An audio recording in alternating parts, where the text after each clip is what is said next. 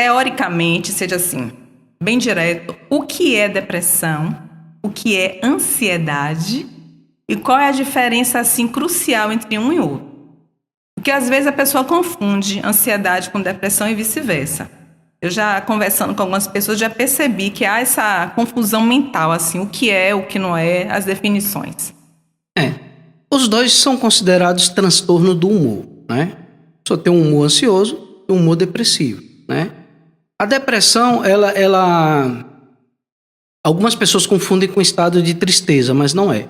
Porque a tristeza é uma emoção, né? Assim como a felicidade, a alegria, susto e tal. A gente fica triste quando o nosso time perde um campeonato, a gente fica triste quando uma pessoa querida nossa morre, né? A gente fica triste cada vez que se despede de um parente que vai viajar para um lugar distante. Só que a tristeza passa com o tempo e a depressão não, né? Então a depressão, a pessoa não melhora sozinha. Para ela se tratar, precisa de ter um acompanhamento médico, acompanhamento psicológico e, na maioria dos casos, tratamento medicamentoso. Uma pergunta, Carioca, que foi assim muito batida aqui no direct da gente, as pessoas perguntando por que é tão difícil de se identificar a depressão, principalmente quando a gente fala do sistema público de saúde. Porque às vezes acontece da pessoa estar sentindo determinado sintoma, vai ao médico, ele recebe um tratamento que não o para depressão ou para ansiedade. Por exemplo, está com a dor, enfim. Por que é tão difícil para um profissional de saúde hoje, do Sistema Único de Saúde, conseguir diagnosticar um paciente com depressão?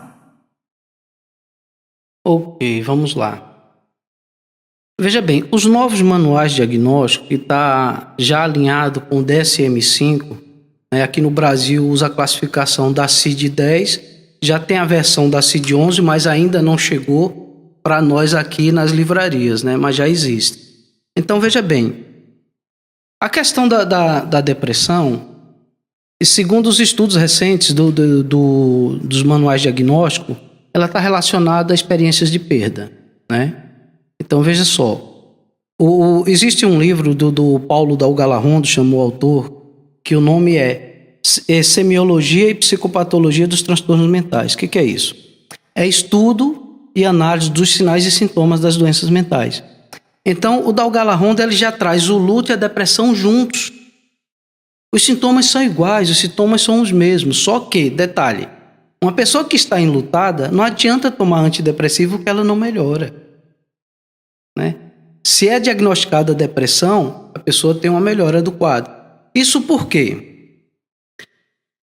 Quando você está de luto pela morte de alguém querido, né, você sabe que perdeu aquela pessoa e depois que você se despede ali, né, no velório, no ritual do sepultamento, você sabe que nunca mais vai ver aquela pessoa. E você tem que se conformar com aquilo. E na depressão não, a pessoa tem uma série de perdas ao longo da vida dela, perdeu o emprego, tomou um corno, né, foi assaltado, adoeceu, um parente morreu. Então, não fica claro o que foi que se perdeu na depressão. A sensação é de vazio, de falta. Mas não é algo que falta no ambiente, é a própria pessoa que está ausente. Né? Nós dizemos que é o próprio eu que está ausente. Então, a sensação é de vazio, ela não se encaixa em lugar nenhum. E é muito difícil, porque existe um estigma muito grande contra a doença, né? Se você for ver nas redes sociais, Facebook, Instagram, Twitter, parece festival de felicidade, né?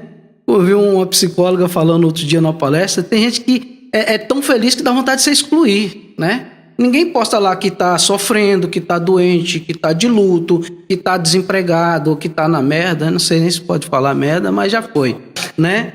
Então é o seguinte, devido ao estigma da doença, as pessoas omitem alguns fatos. Ela tem vergonha, dizer, olha, você está doente, as pessoas associam a frescura, né? Ah, isso é mimimi, isso é charminho, isso é falta de Deus, né? E aí quando as pessoas falam falta de Deus, aí eu bato seguro. Eu falo, você conhece Padre Fábio de Mello, Padre Marcelo Rossi, que estão atravessando a depressão ferrenha aí, e são homens que dedicaram a vida dele na obra de Deus, né, que estão ali na igreja fazendo a vontade de Deus. Então dizer que aqueles homens têm falta de Deus, não, né? E detalhe, religião não cura depressão. Religião não trata depressão. Tá? Quem trata a depressão é o médico, é o psiquiatra, é o psicólogo e os medicamentos. Religião nenhuma cura a depressão. Religião nenhuma muda alguém, faz ninguém pensar a mudar da tentativa de suicídio, do pensamento. Tem pastores que se suicidam. Pastores, bispos, bispas, padres, então, de várias religiões, sabe? Então, por quê? Porque a religião a fé é racional. A fé é racional. Né? Se ela não fosse, seria fideísmo. Como se diz, o que é fideísmo? Tem um cunho de verdade, você tem como comprovar cientificamente. Na religião você não precisa de provar nada. Ou você acredita ou não acredita, ponto final. Né? Como tem os agnósticos, tem os ateus, tem, sei lá, pessoas das religiões afro, né? Os espíritas, cada um vai ter uma crença diferente. Então, assim, transtorno mental é com médico. Agora, se a pessoa tem um problema, uma questão espiritual, aí é na igreja, aí é no terreiro, aí é no centro espírita que resolve. Como eu já atendi vários casos, né? A pessoa chegou, quando contou a história, falou, olha, teu problema não é comigo. Mas assim... Sua questão espiritual, vai procurar uma igreja, vai procurar um pai de santo, entende? Mas é justamente aí que eu me perco, né? Quando eu penso em pessoas, eu conheço várias, que se apresentaram ao médico e não foram diagnosticadas nem com depressão, nem com nenhum tipo de ansiedade. E, na verdade, elas estavam enfrentando depressão, mas o médico clínico que atendeu não conseguiu identificar. O que é que a pessoa vai procurar quem? Bom, olha só. Esse é um assunto polêmico. Tá? Isso tem um nome. Isso aí se chama iatrogenia. O que é iatrogenia? Erro médico.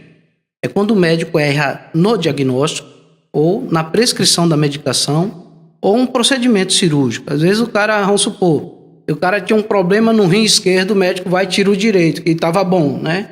Isso é iatrogenia, né? Isso é uma falha humana, na verdade. É um péssimo profissional, que ele está mais preocupado em mostrar que ele é o top das galáxias e nada de contato humano. O que salva as pessoas é o calor humano. Aliás, esse é o maior desafio do SUS hoje em dia. É humaniza SUS. Só que detalhe, a humanização não vem de computadores sofisticados, de softwares ou de equipamentos eletrônicos. Humanização só pode vir de outro ser humano, de pessoas. É aí que está o problema, sabe?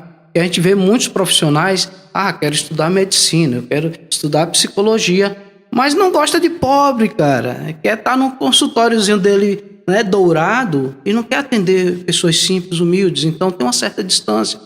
Tem médicos que nem pegam na mão do paciente. Uns que nem olham, nem né? olham, nem olham, né? Então, assim, nem olham. É falta de humanidade. É erro médico e falta de humanidade. Isso é a minha concepção.